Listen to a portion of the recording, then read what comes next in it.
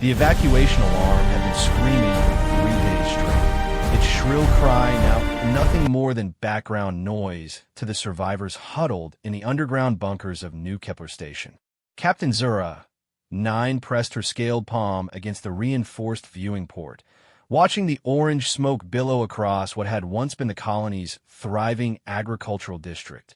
The Devourers had arrived exactly as predicted, swift, merciless, and utterly thorough in their consumption of everything organic. The Kavari officers' 4 eyes tracked movement in the haze above. Dark shapes flitted between the skeletal remains of the hydroponic towers, their chitinous bodies reflecting the fires that burned without end. The spawn were still hunting, still seeking out the last pockets of life that dared to hide from their endless hunger. She had seen this pattern play out across 17 worlds now. Soon, they would find the bunkers. Soon, the screaming would stop forever.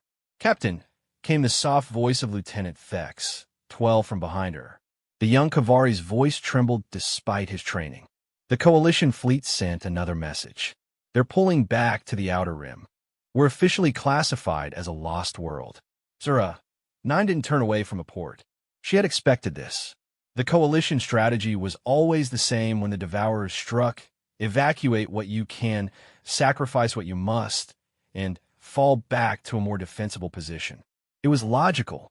It was practical. It was the reason they had lost nearly a third of Coalition space in the past 5 years. "How many civilians are still in the bunkers?" she asked, her voice steady despite the weight of abandonment settling on her shoulders. "Approximately 843, spread across 12 underground facilities. Most are families with younglings. The older ones..." Thex, 12, paused, consulting his datapad. "The older ones are requesting access to the weapons locker." Zaranine's secondary arms clenched into fists. The elderly Kavari knew what was coming. Better to die fighting than to be dissolved alive in a Devourer's digestive chambers. It was a choice no being should have to make, yet it had become commonplace in Coalition territory. "Denied," she said firmly. "We maintain order until the end. I won't have chaos in our final hours." The lieutenant's bioluminescent patches flickered with confusion. "Captain, with respect, what difference does it make now? The spawn will break through the barriers within the next solar cycle. At least if the civilians are armed, they'll die slightly faster." Zara, 9, interrupted, finally, turning from a port. "The Devourers don't fear our weapons, Thex. Our plasma rifles are toys to them. Our barriers are minor inconveniences. They've been perfecting the art of consumption for millennia while we've been playing at civilization." She moved to the central command console, her long fingers dancing across the holographic displays. The tactical readout painted a grim picture. Devourer spawn concentrated around every bunker entrance. Mother ships hanging in low orbit like metallic storm clouds. And absolutely no friendly contacts within 30 light years. "Then what do we do?" Thex, 12, asked, his patches now cycling through the deep purples and blacks of despair. "Just wait." Zura, 9, was about to respond when something caught her attention on the long-range sensors. A slight distortion in the electromagnetic spectrum, barely noticeable among all the interference from the burning colony above. She enhanced the signal, filtering out the static and debris. "That's strange," she murmured, leaning closer to the display. "There's something in the outer atmosphere. Multiple contacts, but they're not reading as Devourer signatures." Thex, 12, joined her at the console, his own 4 eyes scanning the data. Could be debris from the initial attack. Destroyed transport vessels, maybe. But Zura, 9, was already shaking her head. The contacts were moving with too much purpose, too much coordination to be mere debris. And there was something else, a faint energy signature she didn't recognize. It wasn't Coalition technology, that much was certain. The power output was too crude, too inefficient. Yet somehow, it was maintaining stable flight patterns in an environment where most civilized spacecraft would have their systems fried by electromagnetic interference. "Pull up the first contact protocols," she ordered. "Cross-reference these energy signatures with our xenobiological databases." The search took several minutes. during which the mysterious contacts continued their descent toward the planet's surface. As the results populated on the screen, Zura, 9, felt her respiratory systems skip a cycle. "By the sacred moons," she whispered. "These readings match theoretical projections but that's impossible." "What is it, Captain?"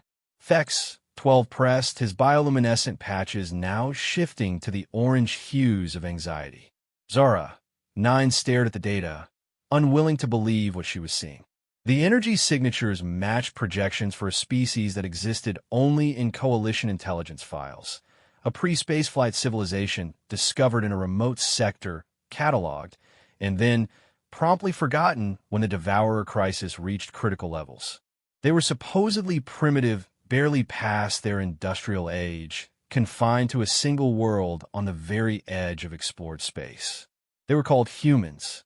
"Run the scan again," she ordered, her voice tight with disbelief. There must be an error in the sensors. But the second scan confirmed what the first had shown. The contacts were definitely of human origin, their crude but functional technology somehow managing to penetrate the same atmospheric chaos that had grounded Coalition evacuation ships. More impossibly, they seemed to be heading directly for the areas with the heaviest Devourer concentrations. "Captain," Fex 12's voice was now barely above a whisper. "The spawn are reacting to something. Look at the surface readings." Zara, 9, switched to the external monitors, cycling through the various camera feeds still functioning on the surface. What she saw made no sense. The Devourer spawn, creatures that had never shown fear in any documented encounter, were exhibiting signs of uncertainty. Their usual methodical advance had slowed. Some were actually retreating from their position. Then she heard it. It came through the atmospheric sensors first, a low rumbling that might have been mistaken for distant thunder, if not for its rhythmic quality. As the mysterious human craft drew closer, the sound grew clearer, more distinct. It wasn't mechanical noise or engine exhaust. It was something far stranger. It was singing. Hundreds of voices, maybe thousands, raised in unison as they descended through smoke and fire towards certain death. The melody was unlike anything in Coalition cultural databases, harsh yet beautiful, mournful yet defiant. It spoke of loss and hope, of sacrifice and rage, of beings who faced the impossible not with logic or calculation, but with raw, burning determination. What manner of species sings as it flies in a battle? Fex, 12, asked, his voice filled with wonder and terror in equal measure. Zara, 9, didn't answer immediately. She was too busy watching the tactical display as human craft began landing in the hellscape above. The ships were crude things, barely more than armored shells with engines strapped to them. By all rights, they should have been torn apart by the Devourers within minutes of touchdown. Instead, something unprecedented began to happen. The spawn began to die. Not the slow, methodical elimination that came from superior firepower or advanced tactics. This was something else entirely.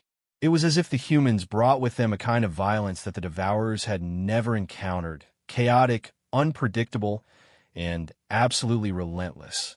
"Captain," Fex 12's voice was shaking now. "The Devourers they're pulling back. I've never seen anything like this. The spawn are actually retreating." Zara, 9, watched in stunned silence as the impossible unfolded on her screens. The humans had been on the ground for less than an hour, yet they were not only surviving against the galaxy's most feared predator, they were winning. Their weapons were primitive by Coalition standards, their technology decades behind anything she'd seen, yet somehow they were cutting through Devourer forces like they were made of paper. "Open a communication channel," she ordered suddenly. "If these humans are willing to fight when the entire Coalition fleet has fled, the least we can do is offer them our support." "Captain, with respect, what support can we possibly offer? Our weapons are ineffective against the Devourers, and our tactical knowledge has proven useless. What could we possibly do that these humans cannot?"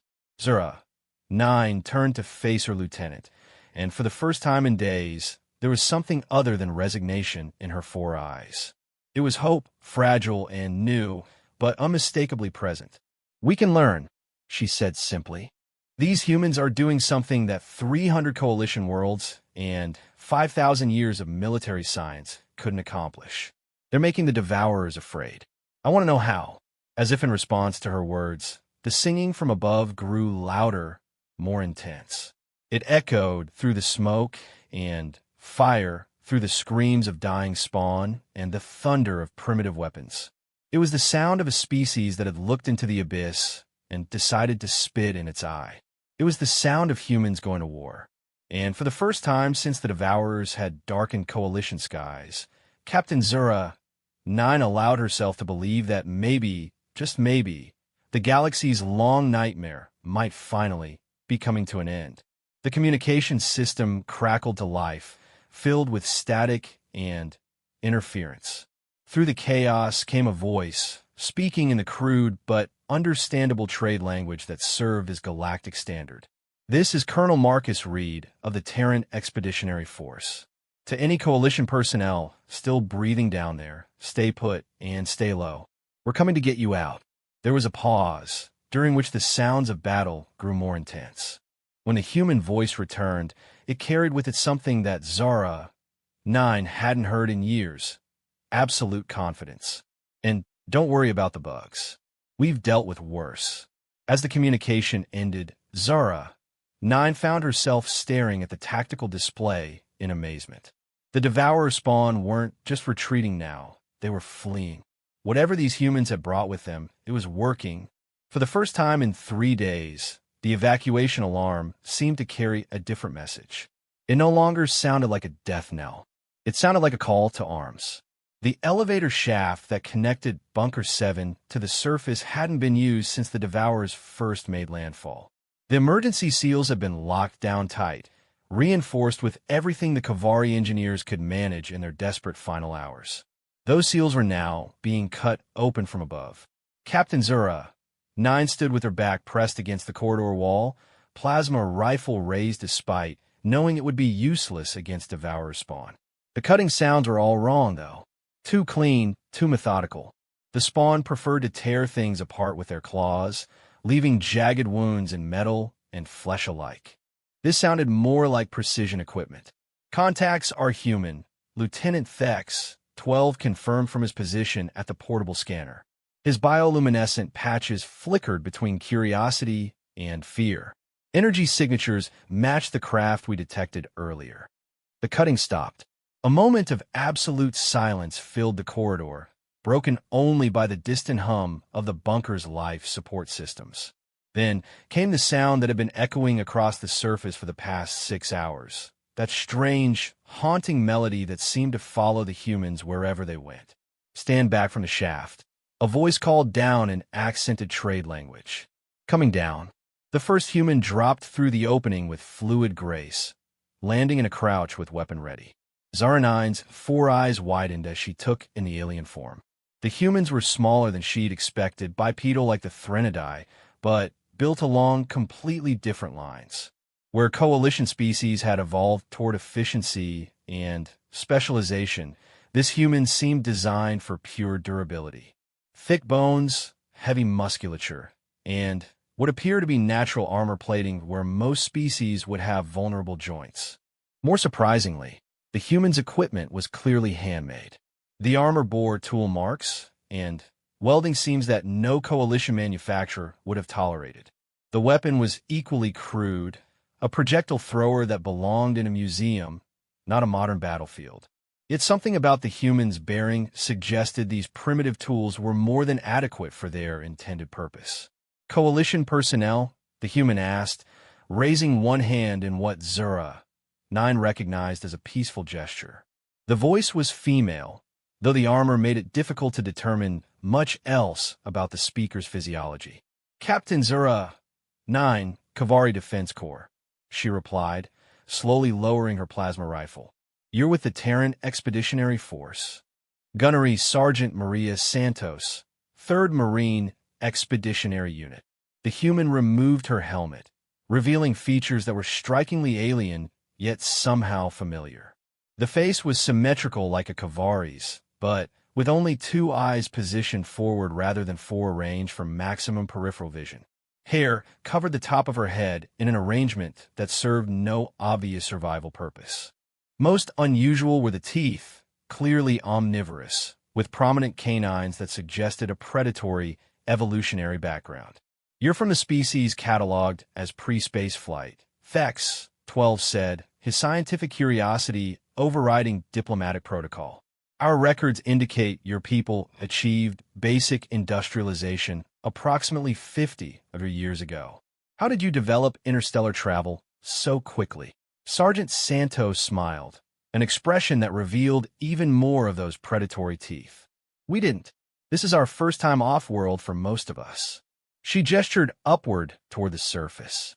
"When your coalition sent that survey team to Earth 5 years ago, they left behind some interesting technology. Took our best minds about 6 months to figure out how it worked. Another year to reverse engineer it. 3 more to build ships that wouldn't explode when we turned them on. You developed spaceflight in 4 years." Zura, 9, couldn't hide the disbelief in her voice. Coalition species typically required centuries to progress from surface dwelling to interstellar travel. "We're fast learners when we're motivated." Santos' smile faded as she looked around the bunker. "And the Devourers gave us plenty of motivation. Your survey team's records mentioned this little problem you folks were having. We figured it might reach our neighborhood eventually." 2 more humans dropped through the shaft opening, both carrying the same primitive but effective-looking weapons. They moved with the fluid coordination of a pack species, constantly aware of their teammates' positions without apparent conscious effort. "So you came here to what exactly?" Zara, 9, asked. "Study the enemy? Gather intelligence." "We came here to kill bugs," Santos replied matter-of-factly. "All of them. Every last chittering, acid-spitting, flesh-eating bug in this system." The casual certainty in her voice sent ripples of unease through Zara and 9's consciousness. The Devourers had conquered over 100 worlds. They had destroyed civilizations that had been mastering interstellar warfare for millennia. The idea that these primitive humans could simply decide to kill them all seemed less like confidence and more like madness. Sergeant Thex, 12, interjected, his patches cycling through the deep blues of scientific skepticism. "The Devourers are the most successful predator species in galactic history.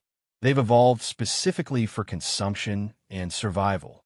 What makes you think human weapons can succeed where coalition technology has failed?" Santos exchanged glances with her team members, and Zura, 9, caught something in their expressions that made her secondary arms twitch with instinctive unease. It wasn't fear or doubt.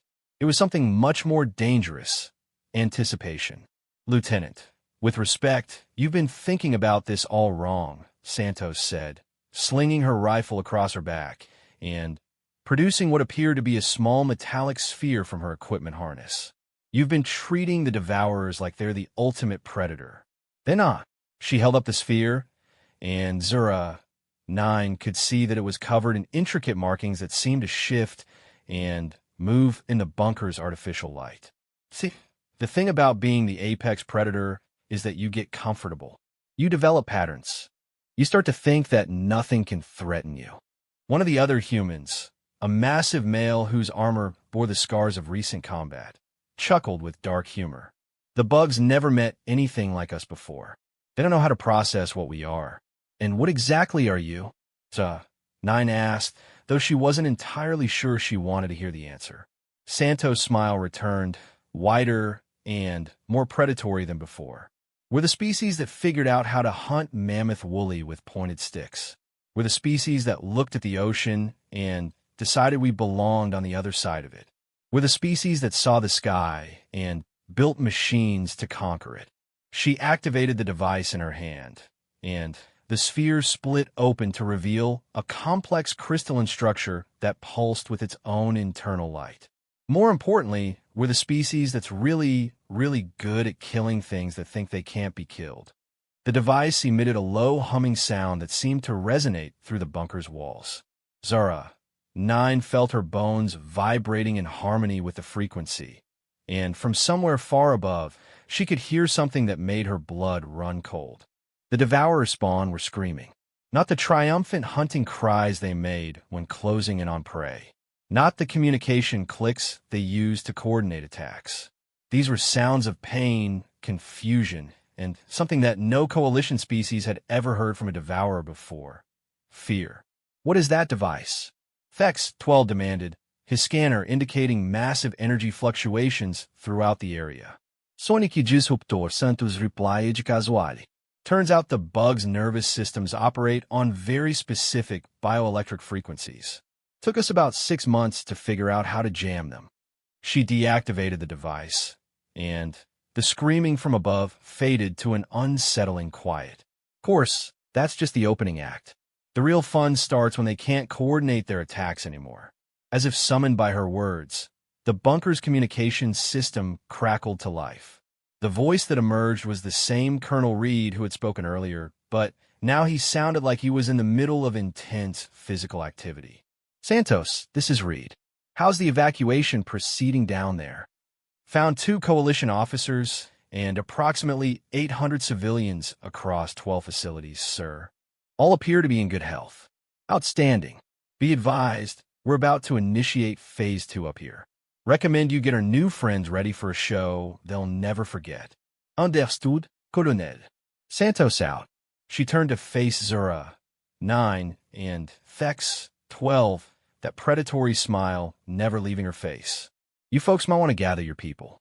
We're going to clear you a path to the evacuation zone, but you'll need to move fast when we give the signal. Clear a path through what? Zura, 9 asked.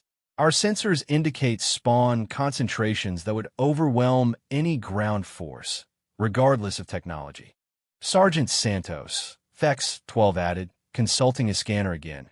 I'm reading at least 3,000 individual devourer organisms in the immediate area. Even if your sonic devices can disrupt their coordination, the sheer numbers, Lieutenant Santos interrupted gently, you're still thinking like coalition. All analysis, no action. Let me ask you something. In all your encounters with the Devourers, how many times have you seen them retreat? The question hung in the air like a challenge. Zura, 9 found herself unable to answer because the answer was too impossible to believe. In 5 years of warfare, across 17 worlds, through hundreds of engagements, the Devourers had never once retreated. They fought until they won or until they died. It was simply their nature. Never, she admitted finally. Right, because they're programmed to think nothing can threaten them. But here's the thing about programming. It can be hacked. The bunker's lights suddenly dimmed as every piece of electronic equipment began receiving the same transmission simultaneously. It wasn't a message in any recognizable format. It was the song, the same haunting melody the humans had been singing since they arrived. But now it was being broadcast on every frequency, carried by every communication device, echoing through every speaker in the facility. And from the surface above, another sound joined the electronic chorus. Thousands of human voices, singing with the passion of a species that had looked into the abyss and decided to jump in. Phase 2, ladies and gentlemen, Santos announced over the growing symphony. Time to teach the galaxy's biggest bullies what happens when they pick on someone their own size. The bunker began to vibrate as something massive moved overhead. Through the wall-mounted speakers, Zura, 9, could hear the sounds of battle intensifying. Not the methodical advance of devourers consuming prey, but something chaotic and brutal and utterly foreign to every tactical database in Coalition space. It was the sound of humans hunting, and for the first time in her military career, Captain Zura, 9, found herself grateful that these terrifying aliens were on her side. The surface of New Kepler was a landscape from the deepest nightmares of civilized space. What had once been rolling agricultural fields now resembled the digestive chamber of some cosmic predator, with pools of corrosive enzyme eating away at the last remnants of Coalition technology. The air itself was toxic, filled with spores and chemical compounds that could dissolve most known species within minutes of exposure. Colonel Marcus Reed, breathed it all in through his modified atmosphere processor and smiled. The human expeditionary force had been on the ground for 8 hours now, and the results exceeded even his most optimistic projections. Behind him, nearly 2,000 Marines moved through the hellscape with the fluid grace of apex predators returning to their natural environment. Their equipment was crude by galactic standards, assembled from salvage technology and human ingenuity, but it was proving devastatingly effective against an enemy that had never faced anything like them before. "Contact front," came the calm voice of Staff Sergeant Chun through the tactical net. 3 spawn clusters, approximately 150 individuals. They're trying to form a defensive line around the main nest complex. Reed consulted the tactical display built into his helmet's heads-up system. The technology was primitive compared to Coalition gear, but it had one advantage that made up for all its shortcomings. It had been designed by a species that understood warfare at a visceral level.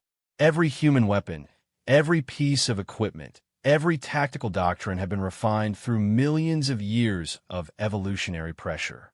They were weapons born for war. "Chun, take your squad around the left flank. Martinez, you've got the right.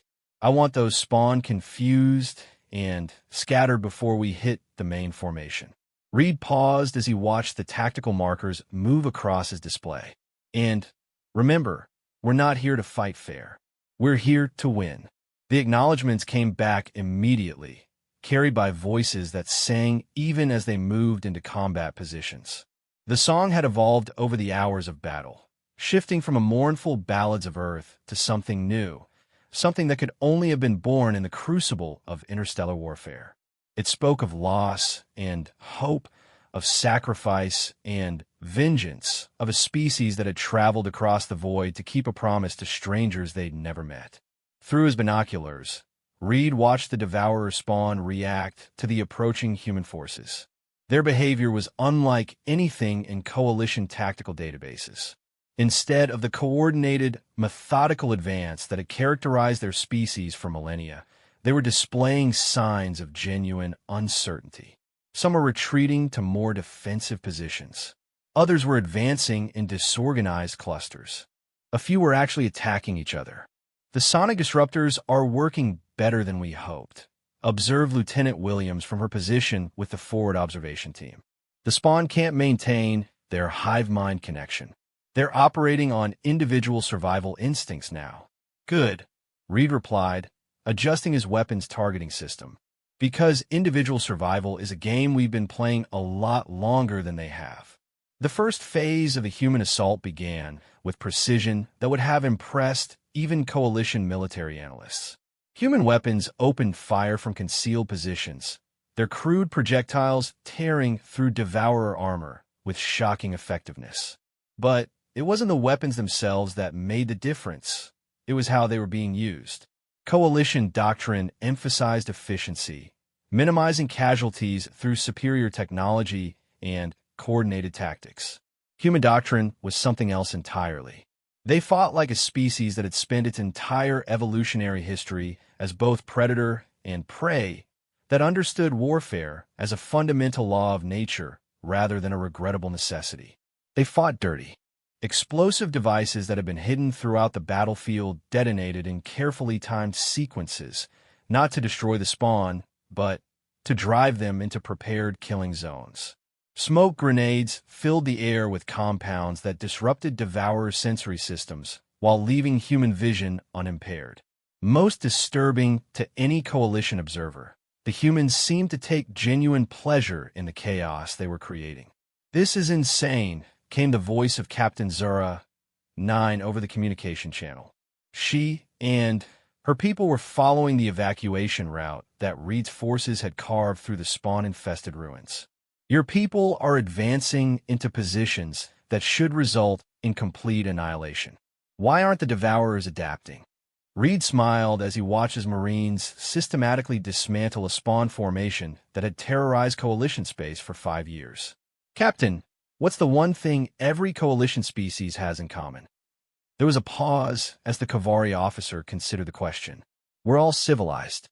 We've all moved beyond primitive survival instincts in favor of logic and cooperation. Exactly. And that's why you can't beat the Devourers. They're not civilized. They're pure survival instinct refined over millions of years. You've been fighting them with logic and technology, trying to outthink a species that doesn't think, it just reacts. Another coordinated human assault swept through a cluster of spawn that had been attempting to flank the evacuation column. The attack was brutal, efficient, and utterly without mercy. The humans moved through their enemies like a force of nature, leaving nothing but silence in their wake. We're not trying to outthink them, Reed continued. We're fighting instinct with instinct, predator against predator, and humans. He paused to eliminate a spawn that had been attempting to sneak up on his position. Humans are really good predators. The tactical display showed the larger picture of the battle unfolding across New Kepler's surface. 12 human strike teams had landed at strategic points around the planet, each one carving through Devourer forces with the same combination of primitive weapons and advanced tactics. But the most remarkable thing wasn't their success. It was the reaction they were generating from their enemies. For the first time in recorded galactic history, the Devourers were displaying signs of genuine fear. "Colonel," came the voice of Major Thompson from the Northern Assault Group. "We've got something weird happening up here. The spawn are. I'm not sure how to describe it. They're running away." Reed felt a cold satisfaction settle in his chest. This was the moment he'd been waiting for. The psychological tipping point that would determine whether humanity's first interstellar military operation would be remembered as a glorious victory or a noble failure. "All units, this is Reed. Confirm your observations. Are the Devourers retreating from human positions?" The responses came in from across the battlefield, each one confirming what no coalition military analyst would have believed possible. The galaxy's most successful predator species, the living nightmare that had consumed entire civilizations, was fleeing from crude human weapons and primitive human tactics. Affirmative, Colonel. Spawn formations are withdrawing to defensive positions. Some groups are actually abandoning their sectors entirely. Confirmed here as well. The big ones, the warrior caste, they're pulling back to protect the nest ships. "Sir, we got entire spawn clusters retreating into the orbital lifts. It's like they're trying to get off planet." Reed allowed himself a moment of pure satisfaction before switching to the evacuation frequency. "Captain Zura, 9, this is Colonel Reed. Your path to the evac zone is clear.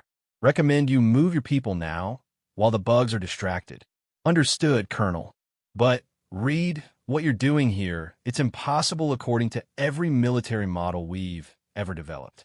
"How?" The question hung in the toxic air above New Kepler like a challenge to everything the galaxy thought it knew about warfare. Reed considered his response carefully, watching his Marines continue their systematic destruction of an enemy that had seemed invincible just hours before. "Captain, there's something your coalition databases probably didn't mention about humans. We're the species that looked at saber-toothed tigers and decided they'd make good pets. We're the species that saw lightning and figure out how to put it in bottles. We're the species that discovered nuclear fission and immediately try to figure out how to make bigger explosions." He paused as another wave of human assault forces swept through a cluster of spawn that had been attempting to regroup. "Most importantly, we're the species that's been practicing warfare on each other for our entire recorded history. The Devourers might be good at consumption, but humans? Humans are good at violence. And we've had a long time to get really creative with it." The evacuation began in earnest now, with hundreds of coalition civilians emerging from their underground shelters to find a world transformed. Where they had expected to find death and dissolution, they instead found human Marines systematically clearing every potential threat from their path. The contrast was almost surreal. These primitive aliens moving through hellish conditions with casual confidence, singing their strange songs as they turned the galaxy's greatest nightmare into just another day at the office. As the first transport ships began lifting off with their precious cargo of survivors, Reed received a transmission that made him pause in the middle of coordinating the next phase of operations. "This is Admiral Kresh, 4 of the Coalition 7th Fleet. Colonel Reed, your actions on New Kepler have been observed. We are returning to provide support." Reed almost laughed. The Coalition fleet that had abandoned New Kepler, the lost cause, was now hurrying back to witness what their retreat had made possible. They wanted to see how a species of primitives had accomplished what 5,000 years of galactic civilization could not. "Admiral, this is Reed. Your support is appreciated, but not necessary. We have the situation well in hand. Colonel, our long-range sensors indicate massive Devourer fleet movements in this system. You're about to face opposition that no single planetary assault force can handle." Reed looked up at the sky, where the dark shapes of Devourer nest ships were indeed beginning to move from their orbital positions. The enemy was preparing for a final, overwhelming assault designed to eliminate this unexpected threat to their dominion. "Admiral, with respect, I think you're about to get a lesson in human naval tactics. Because we didn't just bring Marines to this party." As if summoned by his words, the sky began to change. New stars appeared among the familiar constellations, growing brighter and larger as they approached. They were human warships, dozens of them, their crude but functional hulls scarred by their first journey through the void. "Phase 3, Admiral," Reed announced with grim satisfaction. "Time to take out the trash." Above New Kepler, the real battle was about to begin. Admiral Kresh, 4 had commanded Coalition fleets for over 2 centuries. She had witnessed the fall of 37 star systems, overseen the evacuation of billions of refugees, and presided over the slow, methodical retreat that had characterized Coalition strategy since the Devourers first appeared. In all that time, she had never seen anything that challenged her fundamental understanding of space warfare.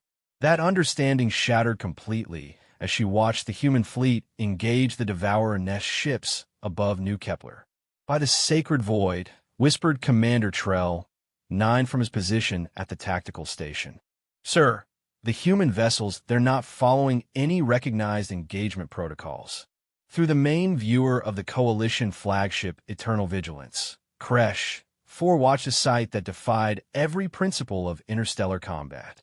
The human warships were crude affairs, barely more than armored shells with weapons strapped to them, and engines that belched visible exhaust into vacuum. By all rights, they should have been obliterated within minutes of entering effective combat range. Instead, they were winning. "Tactical analysis," she ordered, her 4 arms gripping the command rail as another human vessel executed what appeared to be a ramming attack against a nest ship 10 times its size. "Unknown, Admiral." "Trell," 9 replied, his bioluminescent patches cycling through rapid sequences of confusion and amazement. "The humans appear to be using kinetic impact weapons, chemical explosives, and I'm reading nuclear fission devices." "Nuclear fission?" Kresh 4's voice carried the disbelief of someone who had just been told that a primitive species was attacking starships with pointed sticks. "Those weapons haven't been used in galactic warfare for millennia.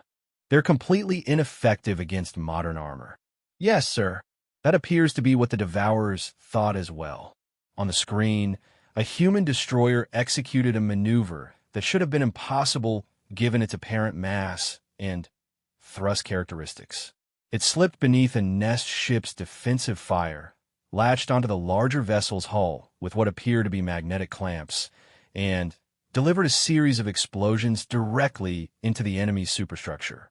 The nest ship, a vessel that had shrugged off Coalition plasma cannons and quantum torpedoes, began to list as sections of its hull peeled away like flower petals. "How was this possible?" Kresh 4 demanded. "Our intelligence reports indicate that human technology is at least 50 years behind Coalition standard." The answer came from an unexpected source. Captain Zaranine's voice emerged from the communication system, transmitted from the surface where she was coordinating civilian evacuations with Colonel Reed's ground forces. "Admiral, I've been observing human tactics for the past 12 hours. I believe I understand what we're witnessing." "Explain." "The humans aren't trying to out-technology the Devourers. They're exploiting psychological and behavioral weaknesses that we never recognized. The Devourers have never faced an enemy that fights like they do, unpredictably, without regard for conventional tactical doctrine, and with a level of aggressive creativity that borders on madness. As if to illustrate her point, another human vessel executed an attack that would have resulted in court-martial charges in any coalition fleet. It accelerated directly into a cluster of Devourer fighters, using its own hull as a kinetic weapon while simultaneously firing every weapon system it possessed. The resulting explosion consumed both the human ship and 3 times its number in enemy vessels. That was a suicide attack, Commander Trell. 9 observed with clinical detachment. The human crew deliberately sacrificed themselves to eliminate enemy targets. No, came a new voice over the communication channel. This is Captain Sarah Mitchell, commanding the CNS Defiance. That was Lieutenant Rodriguez and his crew volunteering for a high-risk, high-reward tactical operation. The difference is that we plan to do it again. The human fleet commander's voice carried the same casual confidence that had characterized Colonel Reed's transmissions from a surface. It was the tone of someone who viewed interstellar warfare not as a regrettable necessity, but as a problem to be solved through superior violence. Captain Mitchell, Admiral Koresh, addressed the human directly. Your tactics are unprecedented, but surely you must realize that the Devourers will adapt to your strategies. They always do. Admiral, with respect, you're thinking like someone who's been losing this war for 5 years. Mitchell's response was punctuated by the sound of weapons fire and what appeared to be human crew members singing in the background. The bugs adapt to technology, sure, but they don't adapt to crazy. Through the tactical display, Koresh watched the truth of that statement unfold in real time. The Devourer fleet was reacting to human attacks with confusion that bordered on panic. Their usual coordinated formations were breaking apart as individual nest ships attempted to deal with threats that made no logical sense. A human heavy cruiser was currently using its main engines to push an asteroid into a collision course with a Devourer command vessel. The resulting impact would likely destroy both ships, but the humans seemed to consider this an acceptable trade-off. More disturbing still, the Devourers appear to have no effective counter for such suicidal tactics. Sir, Commander Trell, 9 reported, I'm detecting massive energy buildup from the human fleet. It appears they're preparing some sort of coordinated assault. All human vessels. This is Admiral Reed aboard CNS Retribution. Came a new voice over the communications channel. The Admiral's tone carried the authority of someone who had commanded fleets in combat zones that existed only in civilized species nightmares. Execute Operation Gehenna on my mark. Admiral Koresh found herself gripping the command rail harder as she realized that the humans had an entire command structure she hadn't been aware of. These weren't desperate refugees making a last stand. This was a full military expedition, planned and executed with the precision of a species that understood warfare at levels the Coalition had never explored. Admiral Reed, she transmitted, what exactly is Operation Gehenna? The human admiral's response was accompanied by what sounded suspiciously like laughter. Admiral Koresh, you might want to pull your ships back to a safe distance. We're about to demonstrate why humans don't just fight wars, we win them. The tactical display exploded with activity as every human vessel in the system began moving simultaneously. But their movements defied every principle of fleet engagement that Koresh had ever learned. Instead of forming battle lines or executing coordinated firing patterns, they were spreading out in what appeared to be completely random directions. Mark, Admiral Reed announced calmly. What happened next would be studied in military academies across the galaxy for centuries to come, assuming there were any military academies left to study it. Every human vessel, from the massive dreadnoughts to the smallest fighters, suddenly accelerated to maximum velocity and launched themselves directly at Devourer targets. But these weren't suicide runs. They were something far more sophisticated. Each ship carried a payload of nuclear devices, chemical explosives, and kinetic impactors that had been precisely calculated for maximum effect against Devourer vessel architecture. The humans had done something that no coalition strategist had ever considered. They had turned their entire fleet into a coordinated weapons system. Incoming transmission from the surface, Trell 9 reported. Colonel Reed is requesting immediate evacuation support for the remaining civilian population. Grant it immediately. Kresh, ordered, unable to look away from the systematic destruction unfolding on her tactical display. And give me a direct line to Admiral Reed. The connection established just as another wave of human ships completed their attack runs. The Devourer fleet, which had dominated this system for 3 days, was now reduced to scattered groups of damaged vessels attempting to flee to hyperspace. Admiral Reed, this is Admiral Kresh, 4 of the Coalition's 7th Fleet. I need to understand what I'm witnessing here. Your fleet is achieving tactical objectives that our best military minds considered impossible.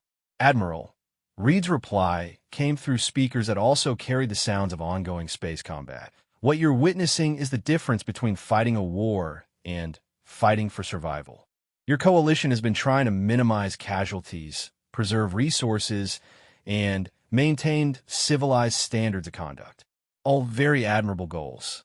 A human destroyer completed what appeared to be its 3rd ramming attack of the engagement, somehow remaining functional enough to continue fighting despite massive hull damage. The problem is that the Devourers don't share those goals.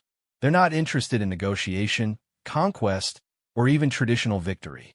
They want to consume everything in the galaxy, and they've been very successful at it because every species they've faced has tried to fight them like gentlemen.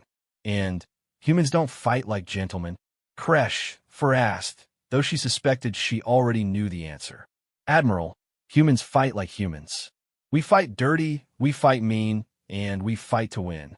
But most importantly, we fight like a species that spent its entire evolutionary history learning how to kill things that were bigger, stronger, and meaner than we were.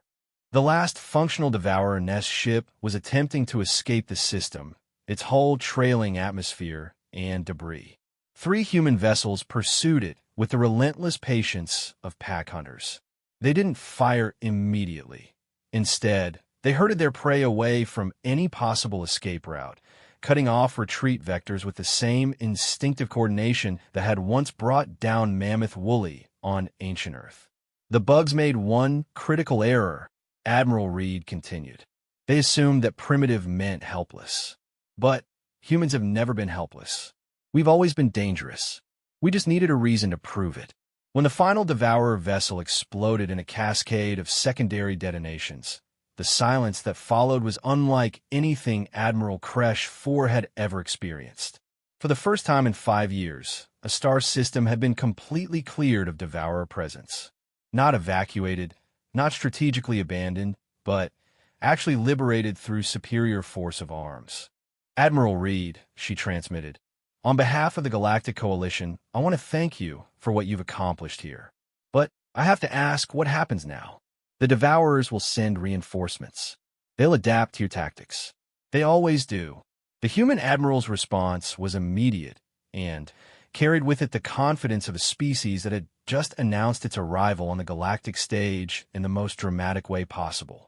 Admiral Kresh, with respect, you're still thinking about this as a defensive war. You're worried about what the bugs will do to you next. There was a pause during which the sounds of celebration could be heard from human ships throughout the system. But here's the thing about humans. We don't play defense. We never have. We've spent our entire history taking the fight to whatever was trying to kill us. What are you saying? I'm saying that tomorrow, we start hunting the hunters. The galaxy's about to learn what happens when you pick a fight with a species that treats warfare as an art form. As the first human ships began landing to collect their ground forces and rescued civilians, Admiral Kresh realized she was witnessing more than just a military victory. She was watching the birth of a new era in galactic history, one where the predators would finally discover what it meant to be prey. 6 months after the liberation of New Kepler, the Galactic Coalition Council convened an emergency session aboard the ancient space station Concordia Prime. Representatives from 200 species filled the Great Assembly Hall. Their bioluminescent displays, vocal modulations, and chemical communications creating a symphony of barely controlled panic. At the center of it all sat Admiral Kresh IV, the only coalition officer to witness the human military doctrine firsthand. Her testimony would determine whether humanity was offered a place among the civilized species of the galaxy, or whether they would be classified as a threat requiring immediate containment. "The data is indisputable," announced Counselor Vex Prime, the ancient Threnodidae whose species had founded the Coalition 3 millennia ago. Since the human intervention at New Kepler, 47 Devourer-occupied systems have been completely liberated. Not evacuated, liberated. The enemy has been eliminated entirely from regions of space they had controlled for years. A ripple of unease passed through the assembly. The Coalition had lost over 300 systems to the Devourers during 5 years of warfare. The idea that any species could not only halt the advance, but actually reverse it seemed to violate the fundamental laws of galactic civilization. Furthermore, Vex Prime continued, "Intelligence reports indicate that the Devourers are displaying unprecedented behavioral patterns. For the first time in recorded history, they are avoiding entire sectors of space, abandoning established nests, and showing signs of what can only be described as fear." Admiral Kresh IV rose from her designated position, her forearms maintaining the formal posture required for addresses to the full council. "Honored representatives, I was present during the human operations at New Kepler. I can confirm that their tactical doctrines are unlike anything in our military databases. They fight with a combination of primitive technology and advanced strategy that has proven devastatingly effective against Devourer forces." "But at what cost?" demanded Counselor Zeth, 9 of the Kavari Defense Corps. "Our intelligence indicates that human casualty rates are nearly 30% per engagement. Such losses are unsustainable by any civilized standard." "With respect, Counselor," Kresh IV replied, "human standards appear to be somewhat different from our own. They view those casualty rates as acceptable losses in pursuit of strategic objectives." What she didn't mention, what she couldn't bring herself to speak aloud in this chamber of civilized beings, was what she had learned about human psychology during the weeks following New Kepler. The humans didn't just accept those casualty rates, they volunteered for them. Every dangerous mission, every suicidal assault, every impossible objective found more volunteers than it could accommodate. They were a species that had looked at the galaxy's greatest nightmare and decided it needed killing, regardless of the personal cost. "Admiral," Vex Prime interjected, "we understand that human tactics are effective. The question before this council is whether their methods are compatible with coalition principles. Can a species that treats warfare as entertainment ever be truly allied with civilized beings?" The question hung in the recycled air of the station like an accusation. Kresh IV had watched human Marines singing as they charged into certain death. She had seen their faces during combat, expressions of fierce joy that belonged in the mythology of primitive gods, not on the faces of sentient beings engaged in organized violence. Before she could formulate a diplomatic response, the Assembly's communication system activated with an incoming transmission. The face that appeared on the main display belonged to Admiral Sarah Reed, the human fleet commander who had taken over operations after her predecessor's death in the liberation of the Zirian system. Counselor Vex Prime, members of the Coalition Council. Reed's voice carried the same casual confidence that had characterized human communications since their first contact.